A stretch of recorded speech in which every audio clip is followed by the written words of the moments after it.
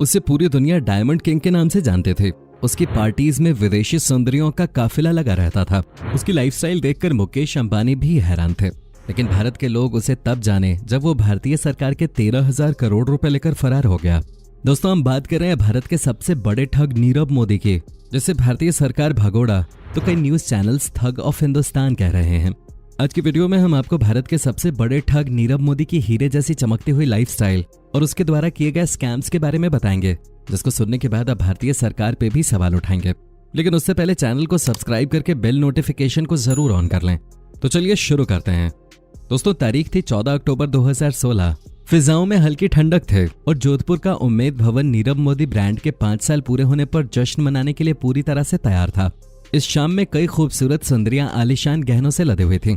इस पार्टी में बॉलीवुड से लेकर देश के बड़े बड़े करोड़पतियों तक का आना जाना लगा हुआ था। ये नीरव मोदी का वो जलवा था जिसकी झलक हिंदुस्तान ने पहली बार देखे थे। नीरव मोदी के इस झलक को देखकर बड़ी बड़ी हस्तियां सोचने पे मजबूर थीं। लेकिन दोस्तों, अगर 50 साल पहले जाएं तो ऐसा कुछ भी नहीं था। नीरव का परिवार एक साधारण सा परिवार था, जो एक आम परिवार की तरह ही अपना पालन पोषण करता था। जिसके बाद नीरव के पिता दीपक मोदी ने विरासत में मिले अपने हीरे के काम को संभाला। जिसके बाद उनका कारोबार उतना तो नहीं, लेकिन घर का खर्चा चलने लायक चलने लगा। लेकिन इसमें उनको कुछ खास फायदा नहीं हो रहा था। जिसके बाद साल 1960 में नीरव का परिवार सिंगापुर से बेल्जियम आ गया और यहीं नीरव का जन्म हुआ।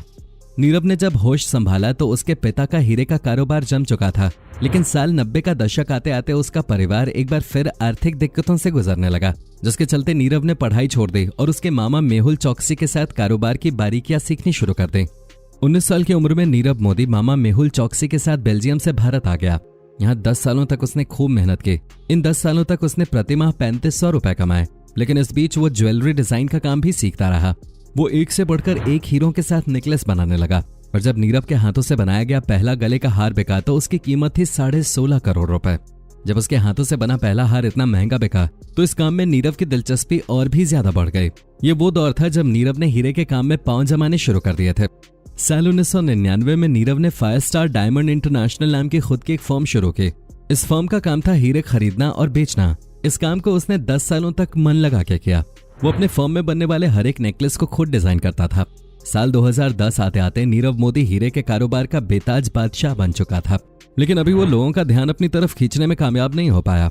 एक बार उसने हैदराबाद की गोलकोंडा खदान से निकले 12 कैरेट के हीरे को ऐसे शानदार नेकलेस डिजाइन में बदला कि पूरी दुनिया में तहलका मच गया। ये हार कितना बेशकीमती था इसका अंदाजा आप इसी बात से लगा सकते हैं कि इसे हांगकांग में ऑक्शन के लिए रखा गया और न केवल रखा गया बल्कि ये हार उस ऑक्शन में 23 करोड़ रुपए का बिका। इसके तुरंत बाद नीरव ने नीरव मोदी ब्रांड नाम से अपना डायमंड ज्वेलरी का कारोबार शुरू किया। ये वो दौर था जब वो लोगों के बीच अपनी पहचान बनाना चाहता था। इसके लिए उसने अपनी लाइफस्टाइल को पूरी तरह बदल लिया था। वो दुनिया के सबसे महंगे कनाली इटालियन सूट्स पहनता, जिनकी कीमत 1.5 लाख से शुरू होते थे। वो बेंटले कार में घूमता और अपनी रईसियत दिखाने के लिए उसने पेंटिंग्स और कलाकृतियों में भी इंटरेस्ट दिखाना शुरू कर दिया था। वो अक्सर यूरोप के बड़े और नामी संग्रहालयों में देखा जाता था। उसने रईसियत की जिद में अपने ऑफिस केबिन में अमृता शेरगिल की 10 करोड़ की कीमत वाली पेंटिंग लगा रखे थे। उसके पास करीब 100 लग्जूरियस पेंटिंग्स का कलेक्शन था, जिसमें से किसी भी पेंटिंग की कीमत 2 करोड़ से नीचे नहीं थी। इनमें कई पेंटिंग्स तो फ्रांसिस न्यूटन सोजा जैसे महान पेंटर के थे। अब लोग उसे जानने लगे थे। महंगी ज्वेलरीज की दुनिया में उसका नाम पहले नंबर पे आ गया था, जिसके चलते उसने अपने गहनों की कीमत भी बढ़ा दी थी। उसके गहनों की शुरुआत ही 5 लाख रुपए से होते थे। साल 2013 आते आते नीरव मोदी का जलवा 7वें आसमान तक पहुंच चुका था और ये पहली मर्तबा था जब फोर्ब्स की इंडियन बिलियनियर्स के लिस्ट में नीरव मोदी का नाम भी शामिल था। साल 2014 में वो 110 अरब का मालिक बन चुका था। इसी साल उसने अपने एक नेकलेस को रिकॉर्ड 50 करोड़ रुपए में नीलाम किया। साल 2015 में जब नीरव मोदी ने न्यूयॉर्क के मैडिसन एवेन्यू में अपना एक स्टोर खोला तो ये साबित हो गया कि डायमंड के कारोबार में नीरव का सितारा बुलंदियों पर है। इस स्टोर की ओपनिंग के लिए उसने Donald Trump, American supermodel Coco Rocha, इसके अलावा भारत से लीजा हेडन और निम्रत कौर जैसी सेलिब्रिटीज को बुलाया। फिर थोड़े ही समय बाद उसने अपने से 7 गुना बड़ी कंपनी फ्रेडरिक गोल्डमैन को भी खरीद लिया। इस समय वो डायमंड किंग बन चुका था। उसने 4 हीरो के कट को भी पेटेंट कराया था, जिसमें मुगल कट, अनीरा कट, जैस्मिन कट और एंडलेस कट शामिल हैं। 2015, 16 और 17 में नीरव मोदी ने दुनिया की कई बड़ी जगहों जैसे कि दुबई, हांगकांग, लंदन और सिंगापुर में अपने स्टोर्स ओपन किए। वो जब भी किसी देश में अपना स्टोर खोलता तो उस देश की मॉडल्स और अमीर हस्तियों को जरूर बुलाता और ये हस्तियां भी नीरव के एक बुलावे पे जरूर आ जाती। इस समय नीरव का भरोसा 7वें आसमान पर था। 2017 में एक बार फिर नीरव को फोर्ब्स के अमीर लोगों की सूची में जगह मिली। इस समय नीरव मोदी की कुल संपत्ति 150 अरब रुपए थी। वो सालाना 20,000 करोड़ रुपए कमा रहा था। उसकी ख्वाहिश 2025 तक दुनिया भर में 100 स्टोर्स खोलने के थे और ऐसा मुमकिन होता भी दिख रहा था। लेकिन वो कहते हैं ना, ख्वाब पूरे करने के लिए खुद की करतूतों का भी अच्छा होना जरूरी है, नहीं तो आपके ख्वाब आपकी गंदी करतूतों की भेंट चढ़ जाते हैं।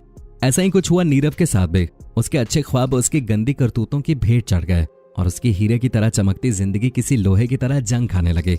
जिसके बाद फरवरी 2018 में अचानक खबर आती है कि नीरव 13,000 करोड़ रुपए लेकर देश से फरार हो चुका है।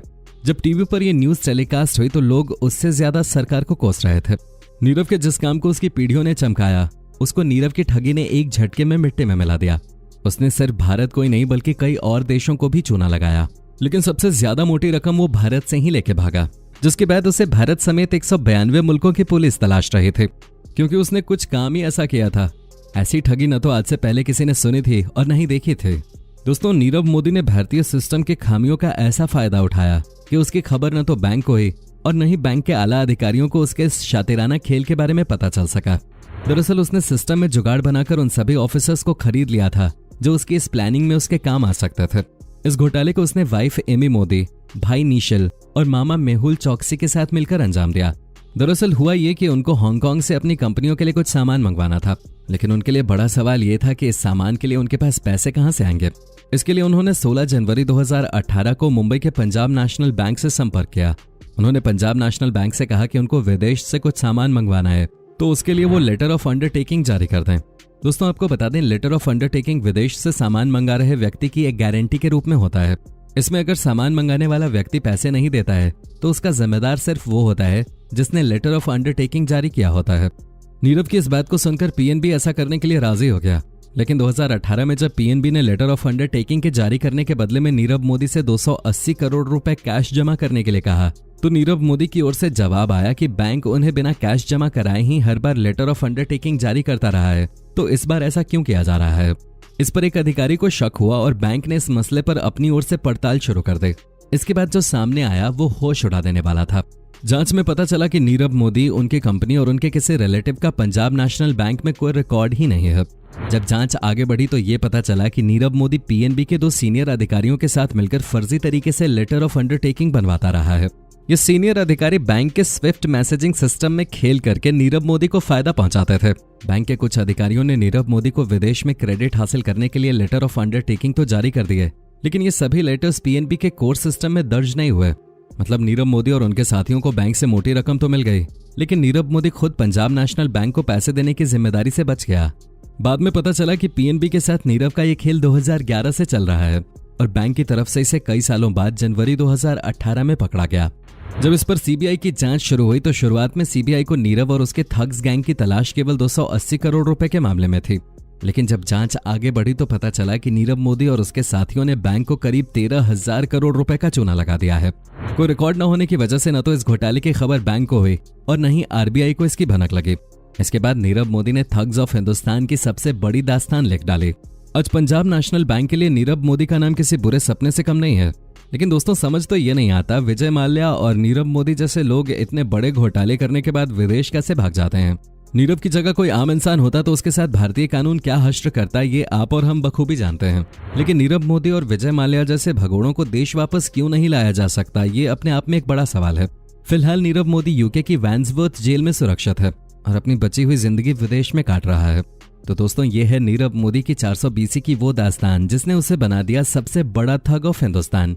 जानकारी अच्छी लगी हो तो वीडियो को लाइक करके अपने दोस्तों के साथ जरूर शेयर करें और ऐसी ही वीडियोस के लिए इस चैनल को सब्सक्राइब करके बेल नोटिफिकेशन को जरूर ऑन कर लें। धन्यवाद।